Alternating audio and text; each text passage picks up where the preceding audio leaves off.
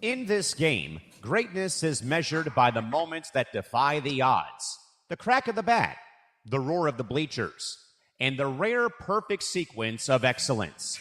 From the first pitch to the final out, we aren't just watching the game, we're breaking it down. From the Empty the Bench Network, it's time for you to step into the box. You are hitting for the cycle. And now, here's your hosts, Ben Kruse, David Weightman, and Ryan Touhey.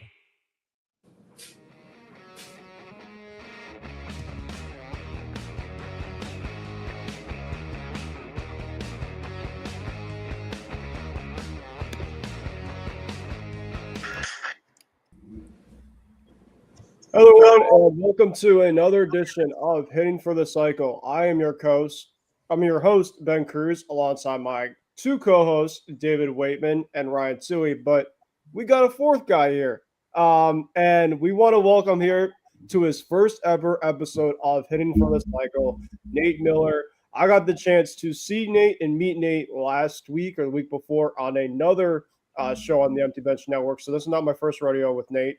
But with my other two guys, Ryan and David, it's very awesome to see. We got another guy here on the network. So really quickly before we get into our show, we just want to welcome Nate to the program. And Nate, how are you doing, my friend? Welcome. Thank you. I'm doing good. I'm excited to get up early and talk about some baseball. I've been looking forward to it, and now we're here. So I'm just excited to dive into it. Yeah. And obviously – Nate is wearing his Pittsburgh Pirates hat, so probably people were thinking, well, you know, we have four people now here. It was with three, and now we got four. So we got a Red Sox fan, we got a Phillies fan, we got a Yankee fan, we got a Pirates fan. So Ryan was joking off the air. We probably don't have many of those on many shows, but here we are. And we were very, very welcome to have Nate for us for today. Nate definitely will be somebody throughout this, every single couple weeks we'll have him on.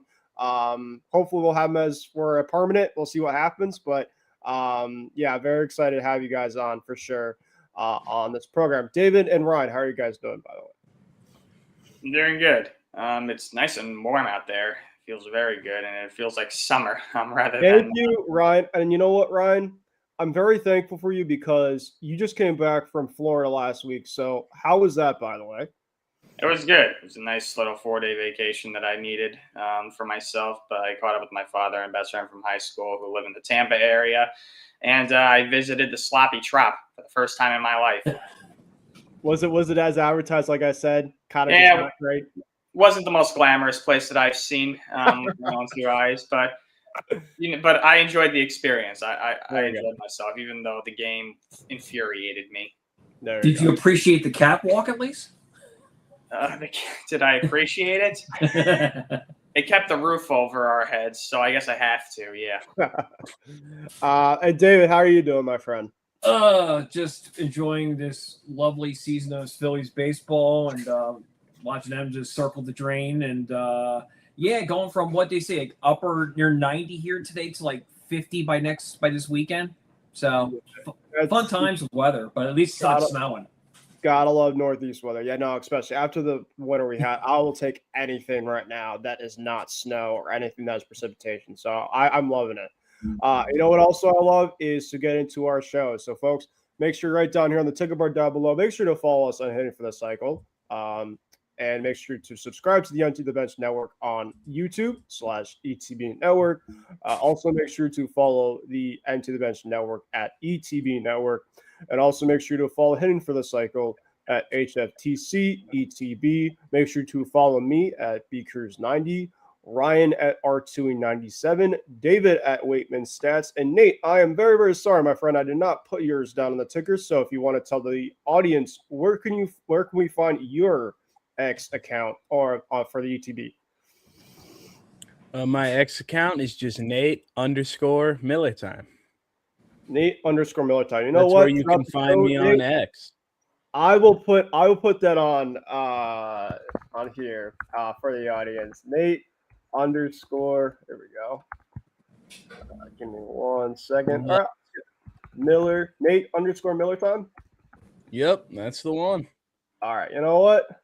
Here we go. Hitting for the Cycle. Make sure to subscribe to the Empty Bench Network. All the way through.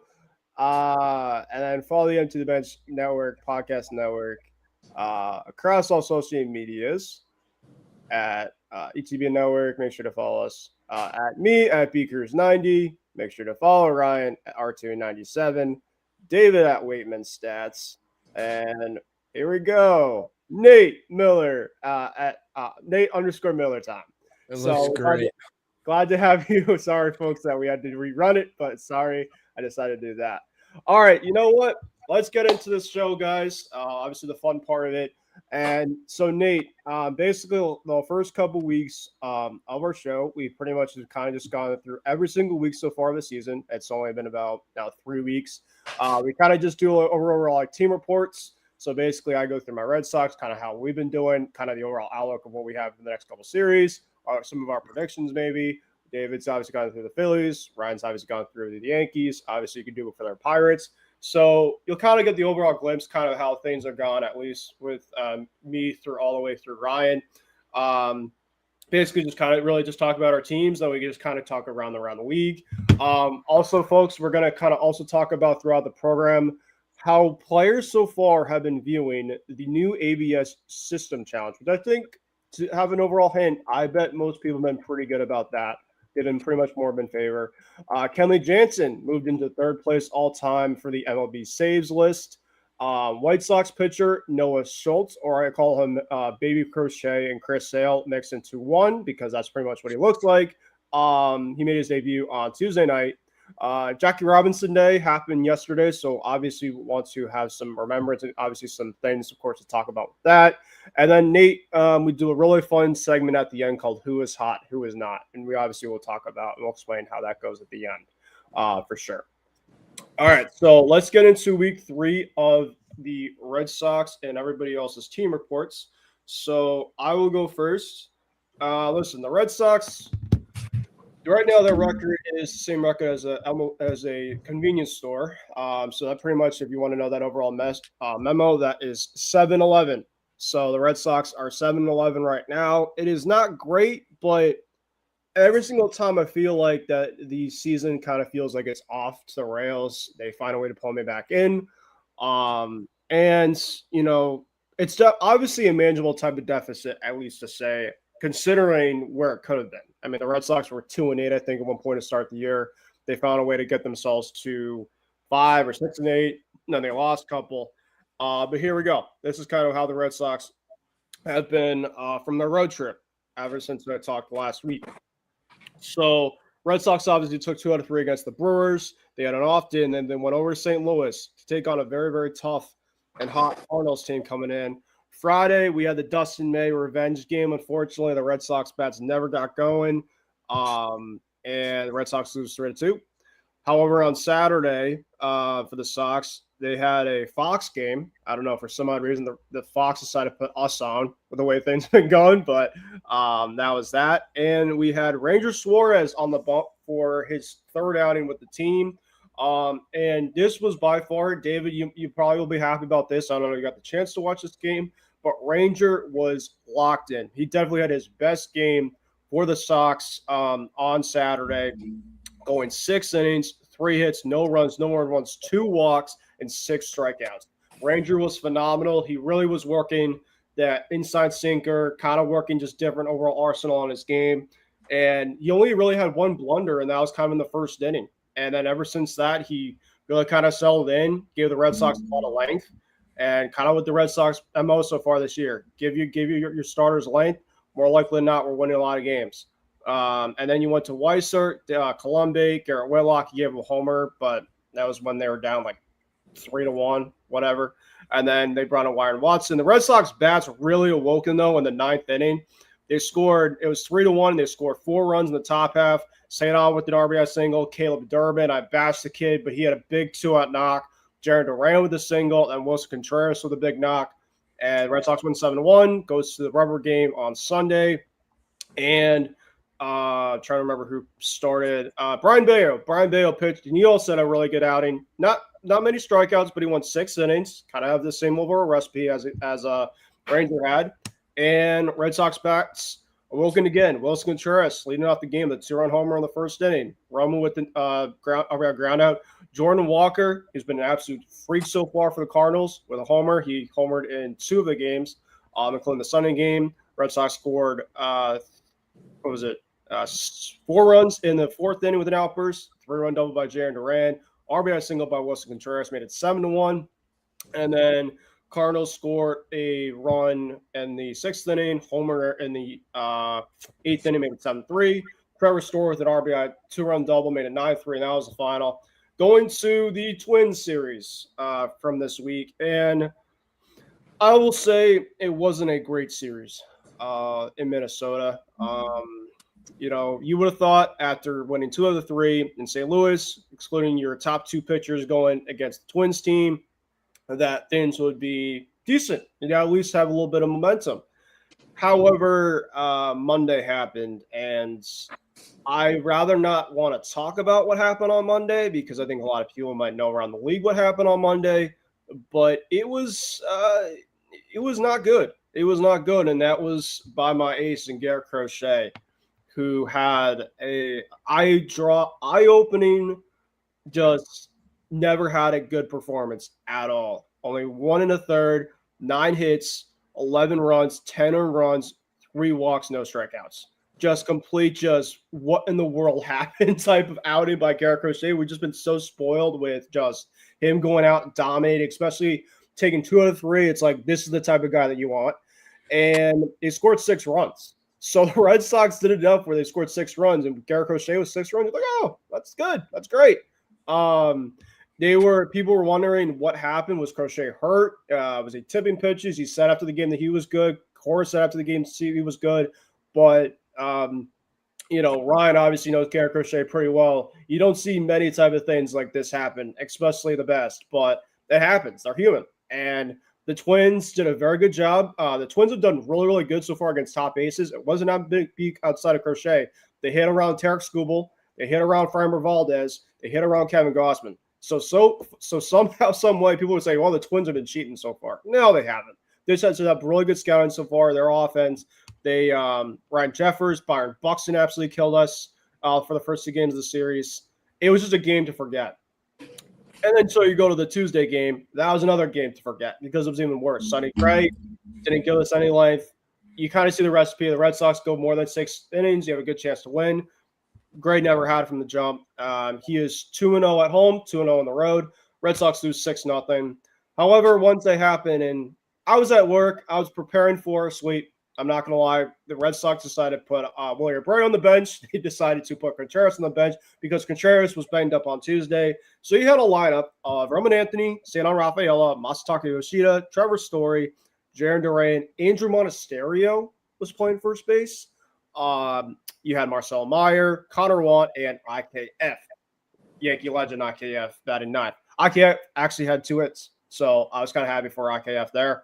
And the Red Sox have won a lot of games with IKF in the lineup for some other reason, so I don't know what that is. Connolly early with a great outing, 6 innings. 6 innings. 2 hits, 1 run, 1 earned run, 2 walks, 5 Ks. Great outing by Connolly. Red Sox bats are woken up, and they find a way to salvage the final game in that series. So the Red Sox go to 7-11, like I said, and now they come home to take on the Tigers for 4 games and Ryan's Yankees for the first time so far this year for 3 games. So for me, I think that we're going to split the Tiger series. We're gonna have to face Skubal on Saturday, so that's not fun.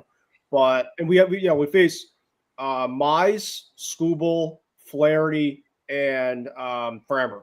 So we essentially have an absolute buzzsaw of guys, and our offense has just been up and down all year so far. So I think we split. We have Bayo, we have Crochet, we have Sonny, and the overall 4 games. So I think we split. And then the Yankee series, the probables, you guys don't face Crochet around next week. I already checked. So that obviously will be a big thing for you guys. I think it'll be we got to face Schlittler, Heel, and Max Fried. So I think that it's kind of going to be a toss-up, but I have the Yankees taking the first series 2 out of 3. I think without Crochet, that's a big one for the Yankees. I think the games will be close. I think that the Yankees lineup definitely is a lineup you can kind of throw around, but I think the Sox will probably split, so they have 7 games. I think the Red Sox will take 4 out of 7, if I had to say, and I think that would be fine, not great, but I think that the games that they face will play in the homestand. I think will be big. It depends too. If Contreras is out for a decent amount of time, I don't think he'll be on the IL. The Red Sox power, there's really not a lot of power to be found. So especially against 2 really good pitching staffs with the Tigers and the Yankees coming up, it'll be tough. But there's a recipe. If the Red Sox pitch more than 6 innings, we're winning games. If we're not pitching more than 6 innings, we're losing games. So find a way to pitch a lot. It's Craig Bristow's MO of run prevention, and that is that. All right, so I'm going to give it to who wants to go next? I guess I'll go to my friend Ryan, because Ryan obviously missed you last week. Ryan, let's go to your Yankees. All right, so I'll try and keep mine kind of short because I wasn't here last week, and I know we got a new guy here. So the Thanks, so Ryan. the Yankees. All right, so the Yankees. In the previous appearance that I had here, the Yankees went home for the first time to have a 6-game homestand. Their home opener was against the Marlins. Ended up taking 2 out of 3 from the pesky Marlins. Opening day was a pretty enjoyable game. It was a pretty relaxing game, but the Marlins actually pushed the Yankees the other 2 games of the series. They were much closer. Don't sleep on the Marlins. They can give some teams a hard time this year. I was pretty impressed by the way they play baseball. They play a lot of small ball. They put the bat on the ball. They run the bases very well. They're also good with ABS challenges. So they're going to be a thorn in the side for many teams throughout the course of the year. After taking 2 out of 3 from the Marlins, the Yankees then went 1-5 over their next 6 games against 2 teams that are at the bottom of Major League Baseball's payroll. They lost 2 out of 3 to the A's. The game that they won was pretty dramatic. Ahmed Rosario hitting a go-ahead 3-run home run in the bottom of the 8th inning off former Yankee Mark Leiter Jr. But after that game, the Yankee offense went completely silent, and especially the final game, which was absolutely abysmal. The Yankees got 1 hit by Jeff. I think it was Jeffrey Springs in the final game of the series against the A's, and wasted a great performance from Ryan Weathers. So that was a terrible way to end that homestand. And then the Yankees went down to the Trop to play the Rays, the first AL East team the Yankees have faced this year. I was there on Friday night, like I mentioned at the beginning of this podcast. First time going to the Trop. The first Yankee road game I've seen outside of New York. The only other road games that I've seen the Yankees play in live have been against the Mets at Citi Field. So it was cool to be able to check off another stadium. Like I said, not the most glamorous place, but I enjoyed myself. I didn't enjoy the outcome, though. The game started off promising. Yankees jumped out to a quick 2-0 lead, but Luis Gil, who I am not a fan of, quickly flushed that down the toilet. To me, he is nothing more than a 99-mile-per-hour flame-throwing walk machine. Guy has no control. Guy can't find the strike zone, and he gives up home runs. I'm not impressed with him at all, and he gets hurt a lot. So the Yankees lost the first game 5-3. They teased me in the 9th inning, but they didn't please me like they typically do. And then they lost the second game in walk-off fashion. Jazz Chisholm struggled to make a play in the 10th inning, and the Rays won the second game. And then the final game, the Yankees, once again, they tease you, tried to come back, didn't please you, and they get swept by the Rays at Tropicana Field. The Rays starting to right the ship a little bit for themselves here in April while the Yankees were floundering. And now the Yankees are back home, currently in the middle of a 7-game homestand. They are wrapping up a 4-game series against the Angels. And this has not been a pretty series to watch as a Yankee fan. Their offense came alive in the first game, but their bullpen is so bad. It's absolutely dreadful. Jake Bird, Camilo Doval, huge problems for the Yankees. Jake Bird has never pitched well. He's not even sent down. And Doval's too inconsistent for my liking. Yankees got lucky in the first game. They won on a walk-off wild pitch with Ryan McMahon at the plate, so go figure. Then the second game, the Yankees got absolutely pummeled. Lost 7-1. They are getting absolutely murdered by Mike Trout in this series. Mike Trout looks like he's found the fountain of youth against the Yankees. I think he's scored times against us. And then last night's game, the Yankees were down. I think it was 4-3 in the 9th. 4-3. Yeah. And the Angels gift wrapped that game to us. They botched up an easy pop-up between Oswald Peraza and Zach Neto between third and short. That allowed Chisholm to reach, also Wells reached, and then Jose Caballero walked it off with an RBI single. So, it was Caballero who walked it off.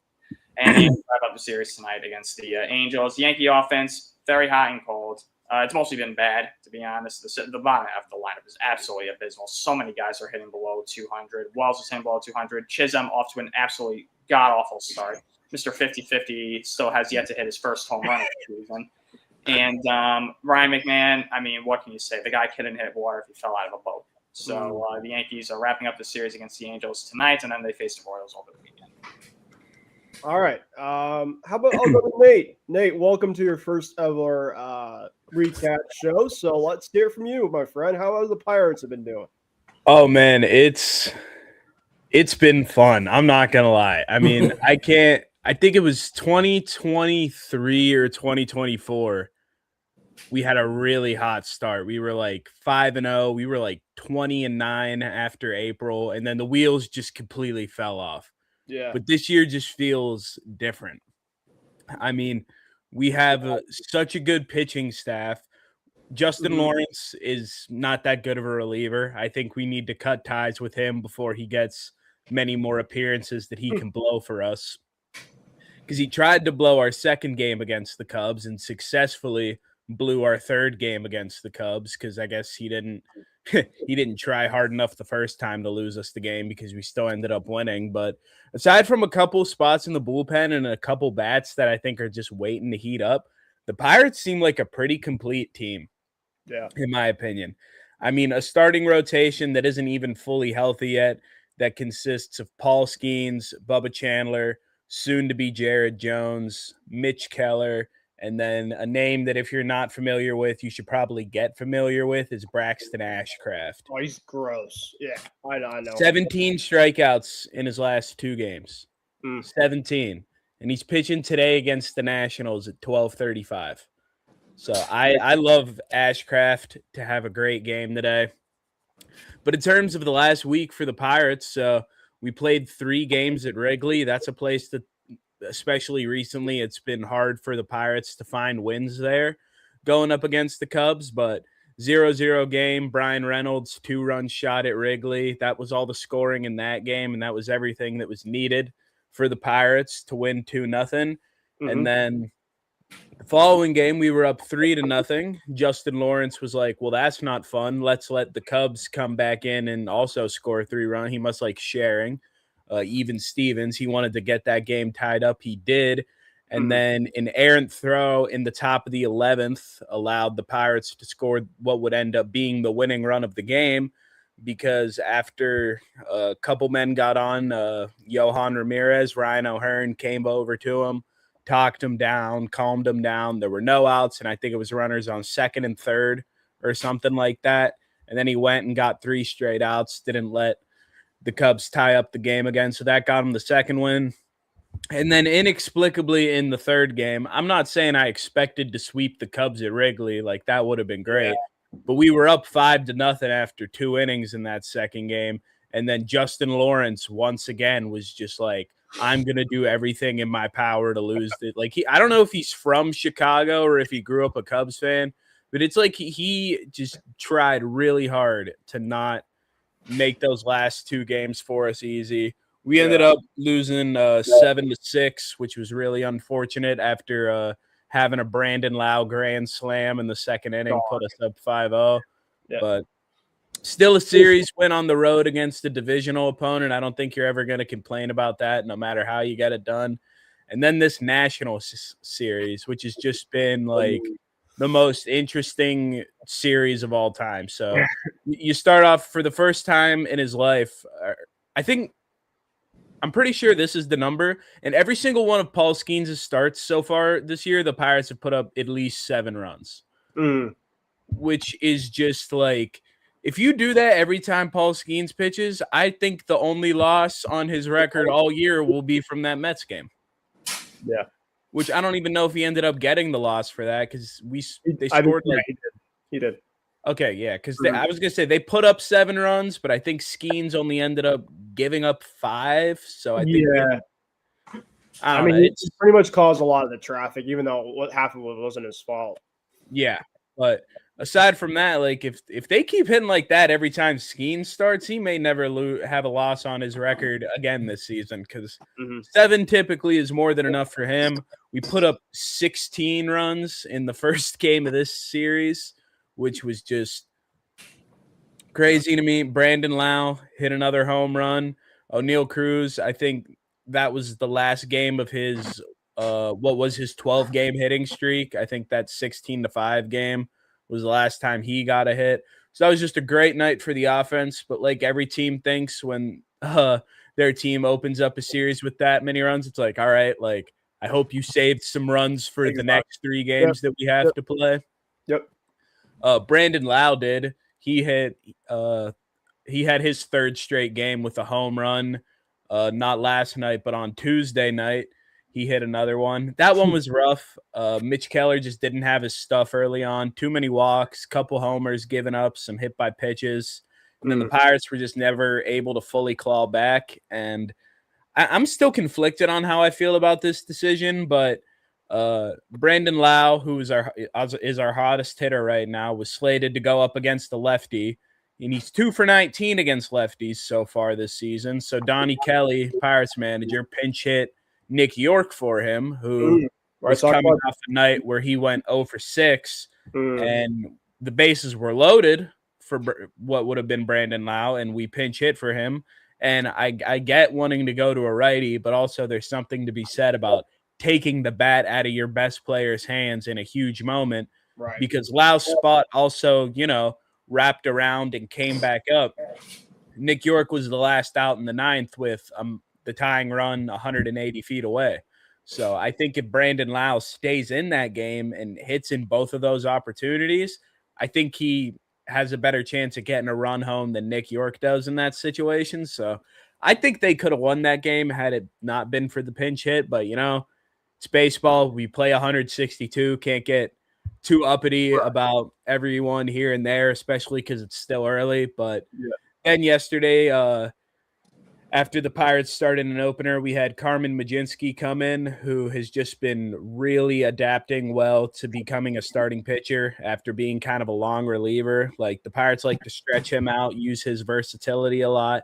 And he was great yesterday. After the opener, he threw 6 scoreless, and then the Pirates went to what looks like one of the most unhittable setup closer combinations in the league right now of Gregory Soto and Dennis Santana. I mean, when those guys have the 8th and the 9th, it just feels like it's wrapped up. And the Pirates got 2 runs in the first after a couple of bloop singles, and then this weird play by CJ Abrams where there was a ground ball hit to him, and he could have just tagged second base to get Marcelo Zuna, who, let's be honest, does not have any kind of speed to him.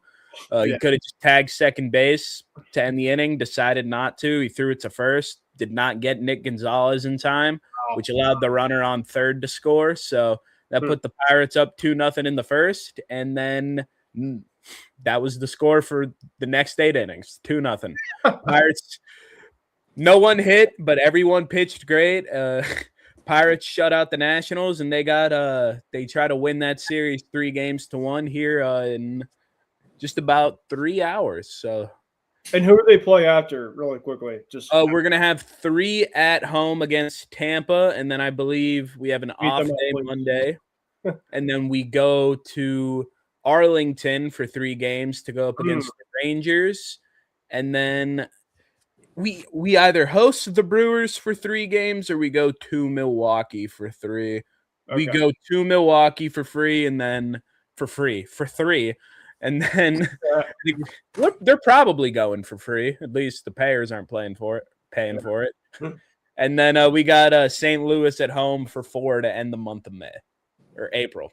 All right, David, you're last. Is there a way you can make this short and sweet? Oh yeah, this is the Phillies woe report.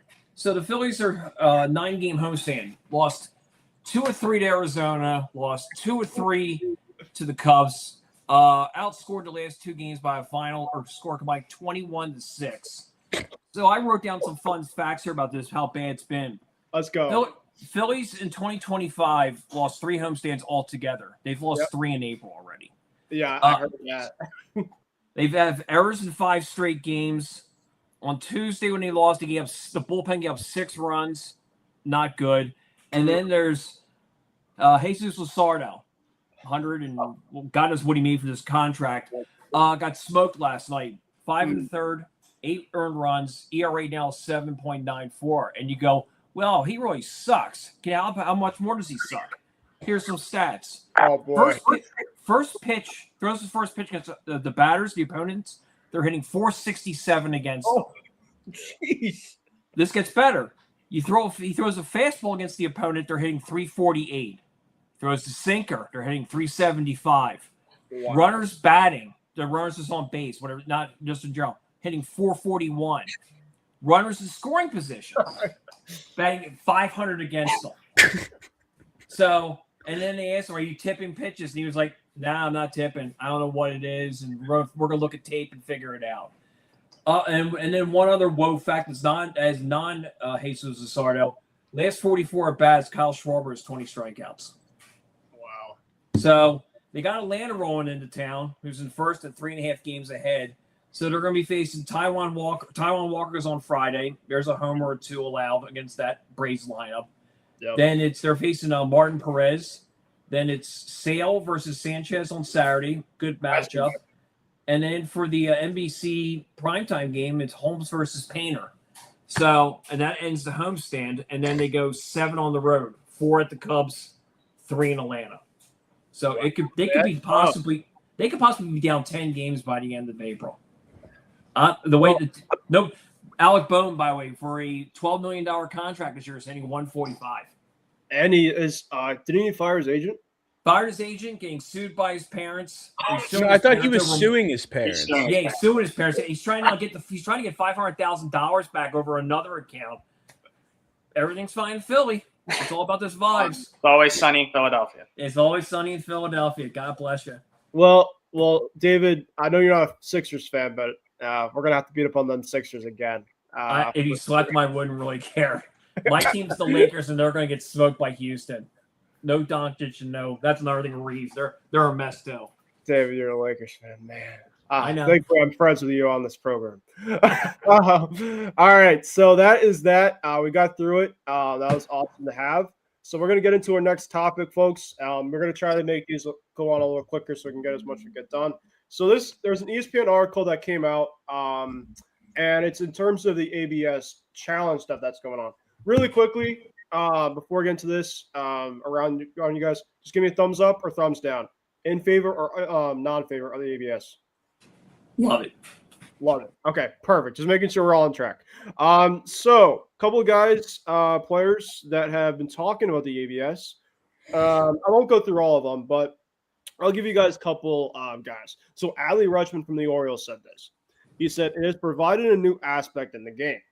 I'm still trying to figure it out. There's definitely a difference. You have to think about right times to challenge. How confident are you? All of that." Nico Horner from the Cubs. "It has felt clean. I don't feel like it has made the games longer," which a lot of people, of course, have been obviously worried about. "We haven't had one that's been a huge turnaround in a game. I think it shows that umpires are mostly really good. There haven't been many egregious calls." Let me see if there's any guys from any of our teams. Oh, Paul Skeens. Nate, I found one from Paul Skeens. This is what Paul Skeens said. He said, "It's pretty cool. I don't think it's been super one-sided where the pitchers are getting a lot more than the hitters. It feels right so far." Pretty valid. Nobody from either of our teams. So I'll just do one more. Kevin Gossman. This is actually one of the ones that I like the most because he kind of really wants more detail. He said, I'd said the thing I'm most surprised about is the fan interaction.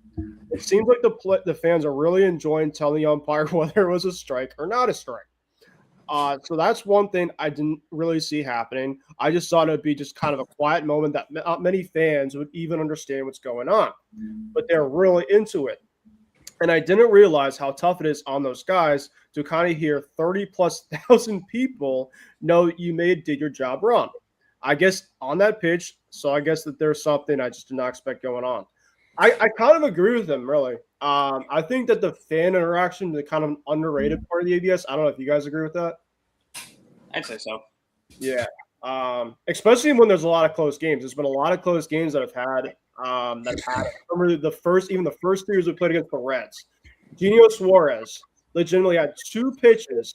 It was bases loaded. We were up, I think it was up 3-1 for whatever.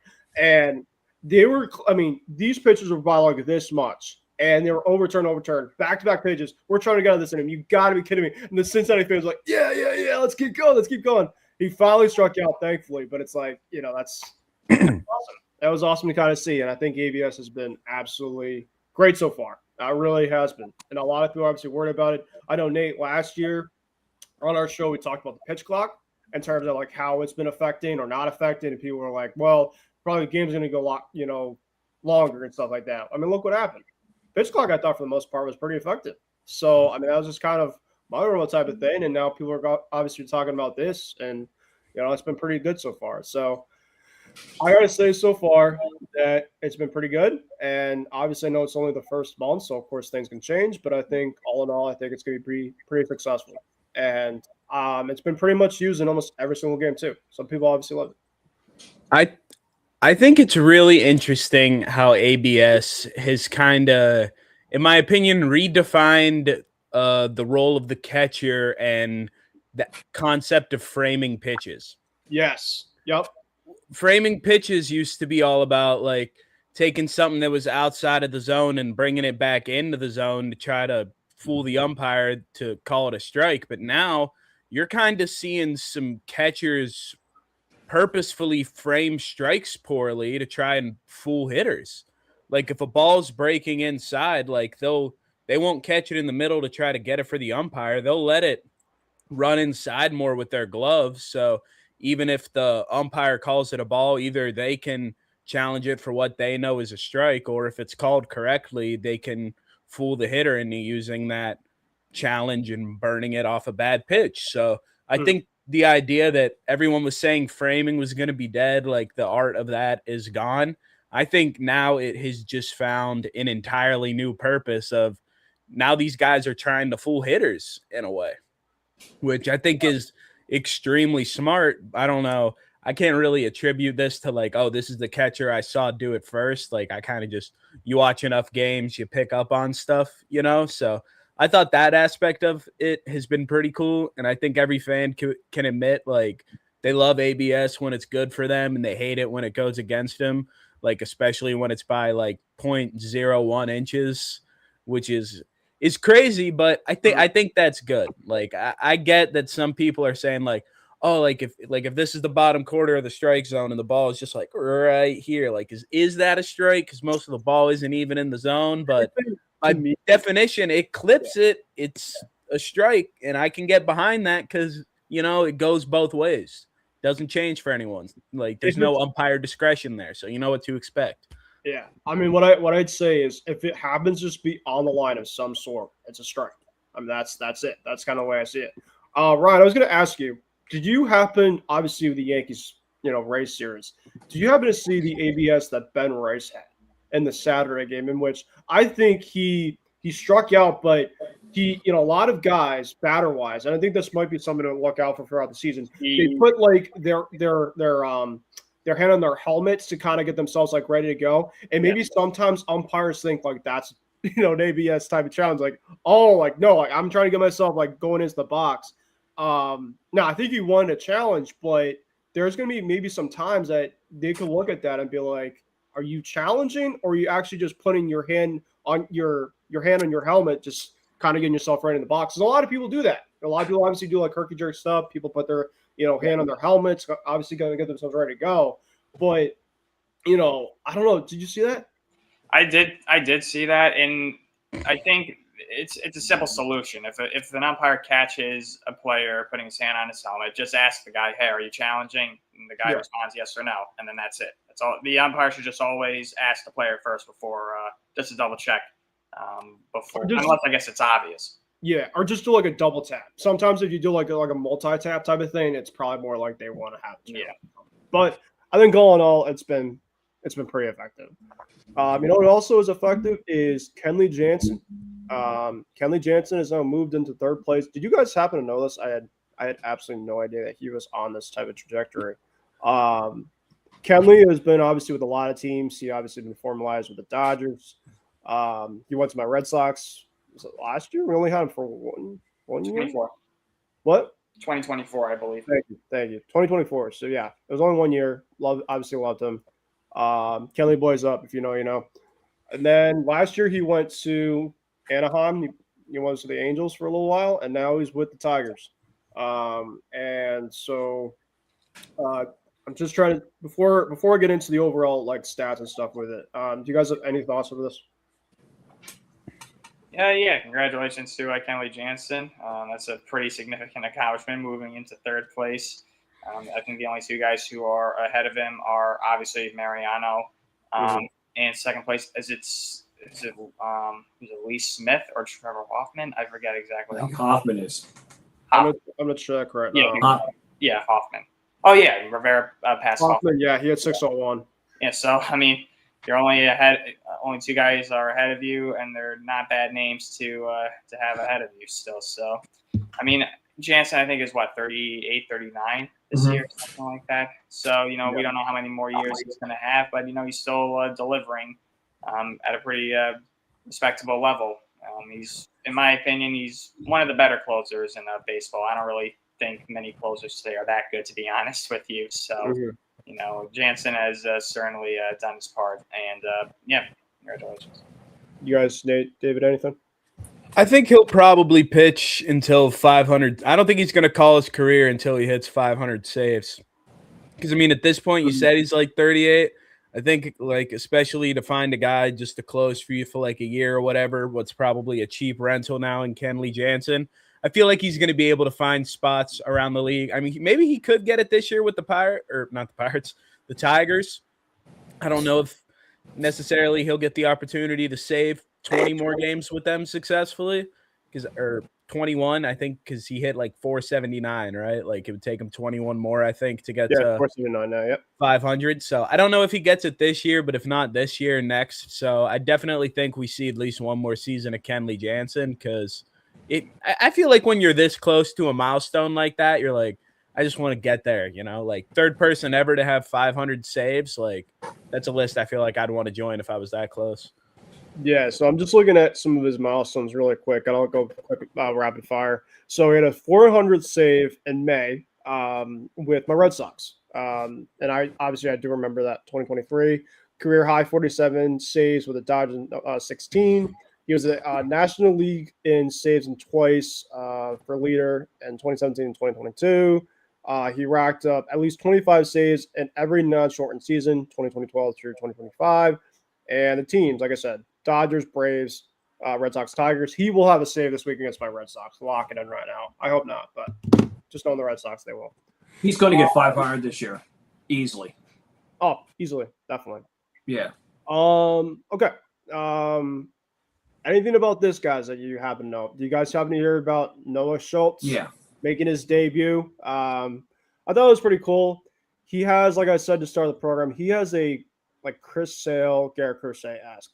And there's a lot of things like, and it's not like it's judgmental, I guess, in a way, but like there's some like teams like the Orioles, they pretty much have guys that pretty much all look like each other, like Gunnar Henderson, Jackson. Like I don't know what it is, but the White Sox always seem to have just these tall lefties, like kind of come from Sale, Crochet, and now you have this guy. This guy just throws smoke. He kind of had a subpar type of outing, but listen, he's a kid. He's a young, budding star, and the White Sox need to develop pitching. So I think this is a type of guy that obviously could have that happen. So congrats to him. You guys have anything? I was just looking at his stats in AAA Charlotte. He's 3-0, 1.29 ERA. Was it 2 starts in 3 games? So they've been probably just talking about him and get him up. He had some good numbers throughout his minor league career. So. Yeah, 23 years old? So sky's the limit for him as far as I'm concerned. Right, anything? No, I don't really know much about him, to be honest with you. I think Dave did a good job of covering the bases with him. So we'll see what he's made of. All right. Really quick, just want to have a quick thing, remembrance and things of Jack Robinson Day yesterday.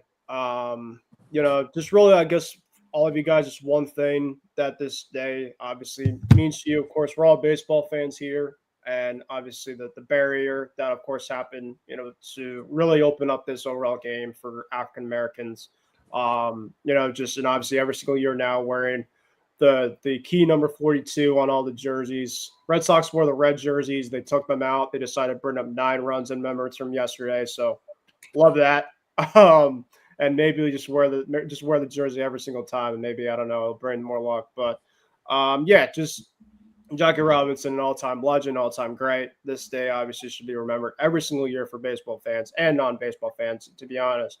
But yeah, just happy Jackie Robinson Day yesterday, and looking forward to obviously next year and doing it again. So anything? Yeah, I think it's obviously a very memorable holiday in Major League Baseball, one of the more popular days of the year. I think it's cool to see every team wear 42 on their backs for a day.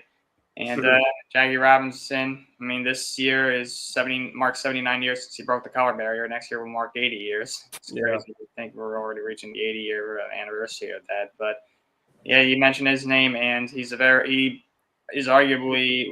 the most important player in Major League Baseball, because he represented the change for the game and was kind of the building block for all these great up and coming players to make it to the big leagues and finally allow African Americans to play in the major leagues. So it's always a special day in Major League Baseball.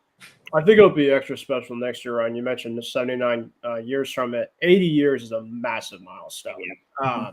And they'll probably not only have the 42s on the back, but they probably will have a commemorative type of patch, as they should, for 80 years, because that is absolutely that's big. You guys have anything real quick? Jackie Robinson Day is always great. I feel like it's like one of those things like that just kind of like sneaks up on me. It's like Easter in a way. Like it's just like, oh, it's Easter. It's just like I turn on baseball. It's like, all right, everyone's wearing 42. Like, yeah, I love it, but I feel like I'm never ready for Jackie Robinson Day. It always just kind of surprises me, and I'm like, oh, that's today. Yeah, it's like Lou Gehrig Day too, and the day where everyone wears Roberto Clemente's number. Not everybody league wide, but the Pirates do, and then other select people can wear 21 if they want. I think that's in like September though. But I love all these days where we just honor the past greats. I think there have been so many people who have had so many big impacts in the world of baseball. None quite like Jackie Robinson though, so that's why I like that. Everyone wears 42, retire 42. It's just great. I love it.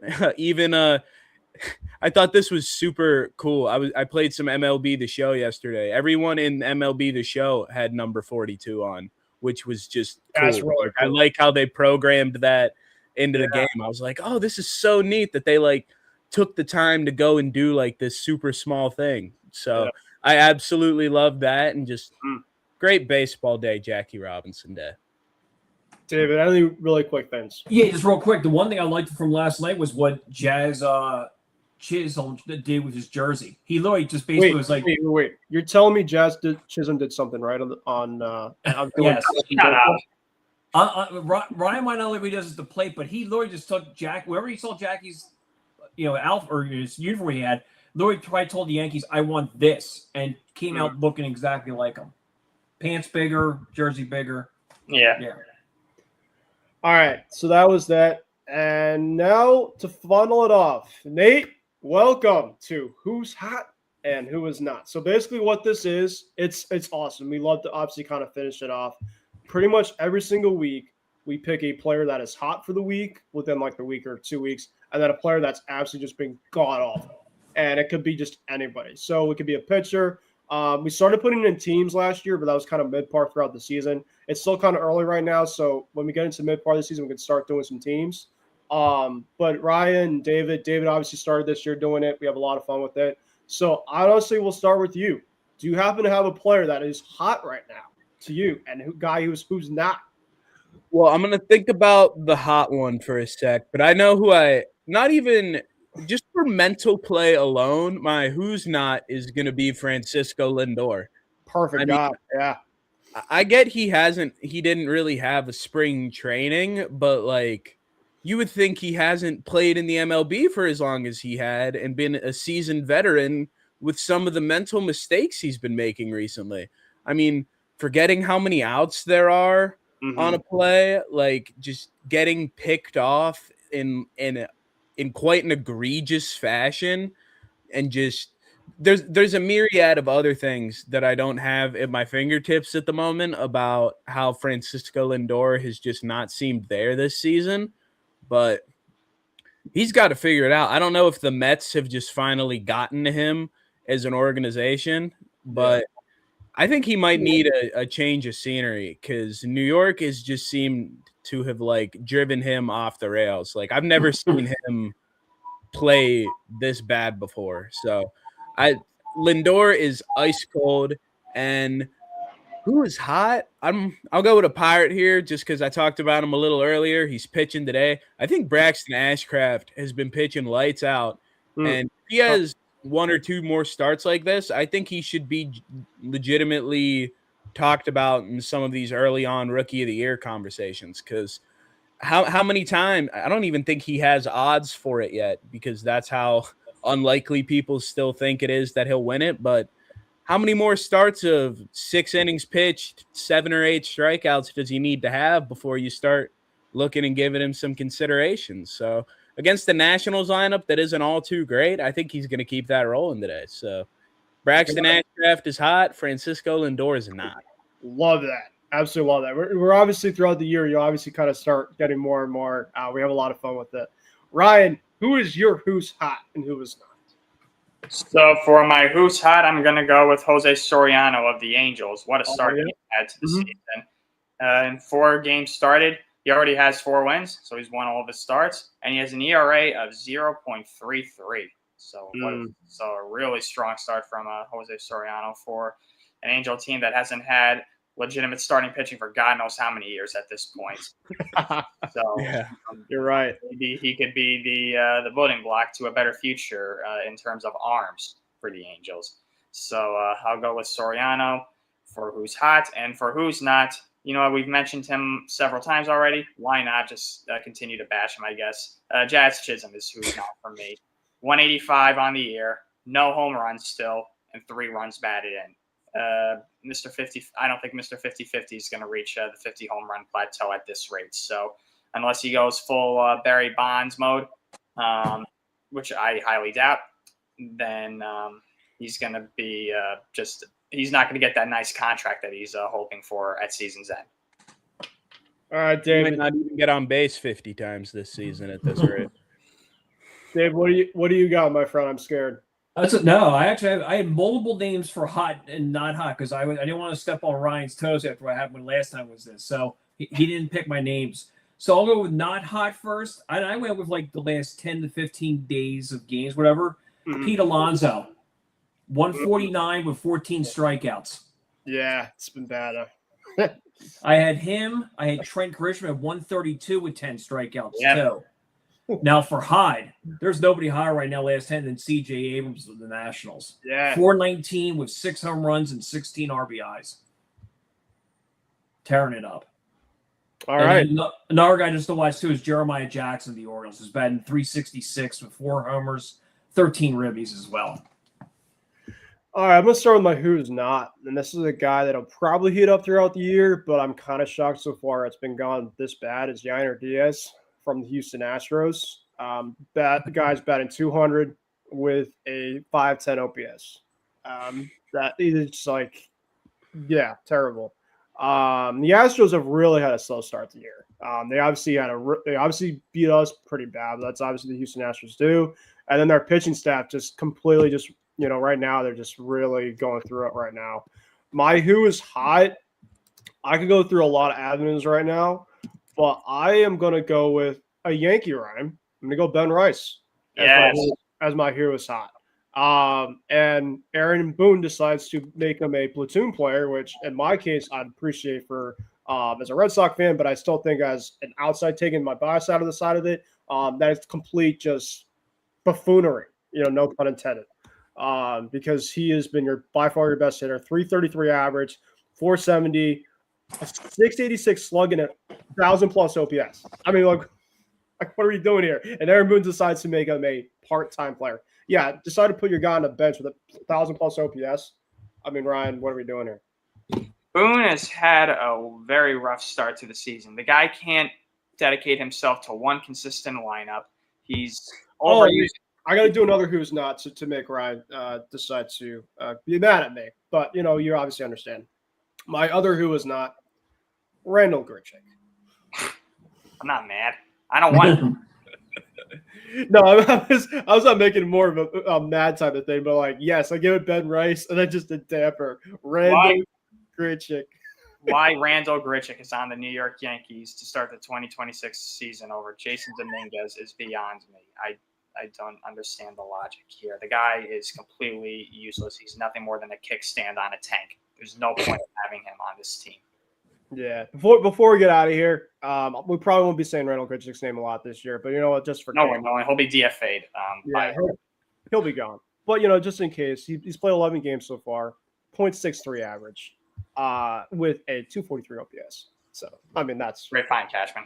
So all right, that's gonna do it, guys, for another episode of Ending for the Cycle. Nate, it's been awesome, man. To obviously have you on for your first ever episode.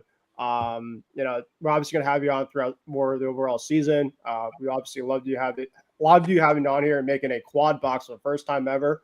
A Red Sox fan, a Yankee fan, a Pirates fan, and a Phillies fan. So it definitely won't be the last. Ryan and David, we'll see what happens next week. I have to work next week on a Thursday, so we'll kind of have to figure out what's going on there. But that being said, guys, thank you guys for watching another episode of Ending for the Cycle, and we will see you guys next week.